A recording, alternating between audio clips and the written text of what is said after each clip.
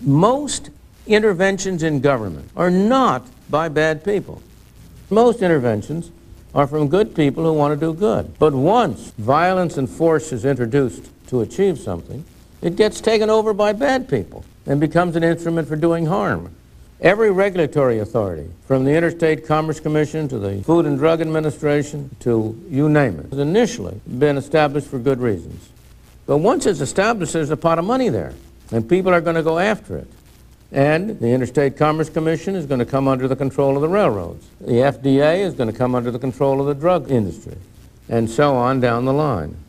What this suggests is that a free society may be an unstable equilibrium position. By chance or otherwise, you can get established. But it's very hard to maintain it, because if you push it, it tends to go in one direction. If you expand government, it tends to stay expanded. The hardest thing in the world is to get something undone. You go back in history and name the government activities that have been closed down, and there are very few and far between. Alcoholic prohibition of alcohol is one example.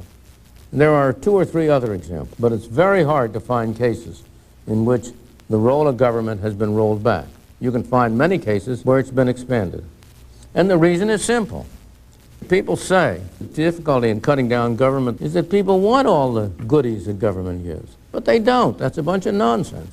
Does everybody in this room want to pay twice the world price for sugar? If that were put to a vote, do you think it would be approved by the American people? But Archer Daniel Midlands thinks we ought to pay twice as much for sugar. And we do.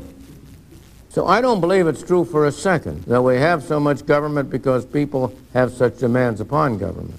We have so much government because once you get started in an area, it becomes a preserve of the people who can best take advantage of it, and they have a far greater interest in maintaining it than the population at large has in destroying it.